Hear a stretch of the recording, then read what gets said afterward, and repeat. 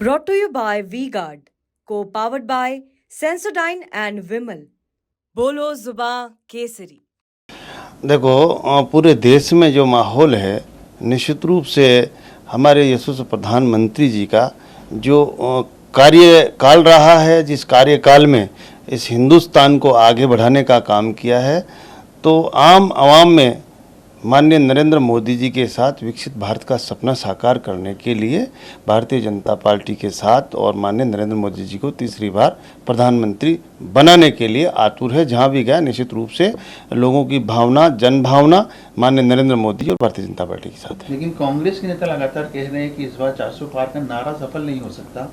राहुल गांधी सवाल उठा रहे हैं, आपके जो पूर्व मुख्यमंत्री थे राजस्थान के अशोक गहलोत, ये सवाल उठा रहे हैं। देखिए, ये सवाल उठा सकते हैं, गुमराह कर सकते हैं, बाकी इन लोगों के पास इतने साल हो गए कांग्रेस सरकार को, जिस तरह से ये सरकार में आई थी कांग्रेस पार्टी, लेकिन इन्होंने, इनके पास कोई विजन नहीं है, कोई सोच नहीं है जिससे हमारे देश का उत्थान और आम जन का कल्याण कर सके। ऐसा विजन नहीं है इनके पास। विजन है तो केवल और केवल जनता को गुमराह करने का है, केवल परिवारवाद का उत्थान है इनके पास, वंशवाद का उत्थान है इनके पास।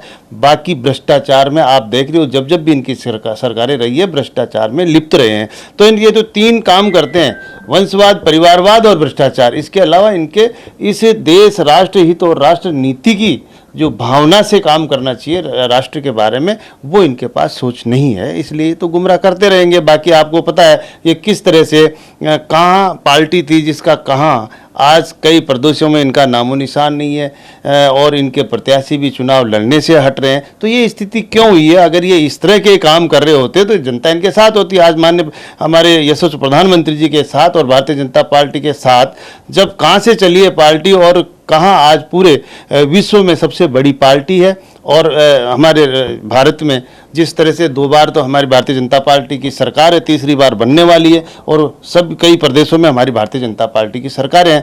तो ये सोच और विजन का फर्क है कि वास्तव में आम जन के उत्थान के लिए, आम वर्गों के उत्थान के लिए जो सरकार काम कर रही है, उसके लिए हिंदुस्तान के आम आवाम साथ है।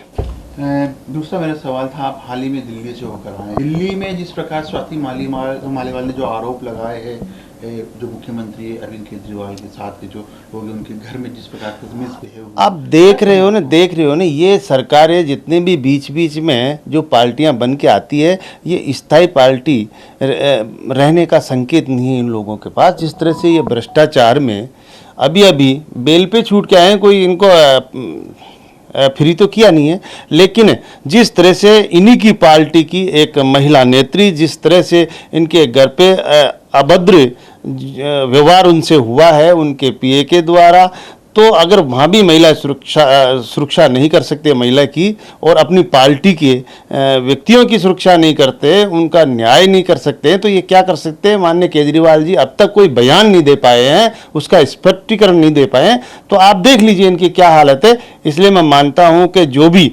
स्वाति मालवी के बारे में जो भी कोई कारण हुआ, वो कारण स्पष्टीकरण माननीय केजरीवाल जी को देना चाहिए। Brought to you by V-Guard, co-powered by Sensodyne and Vimal. बोलो जुबां केसरी।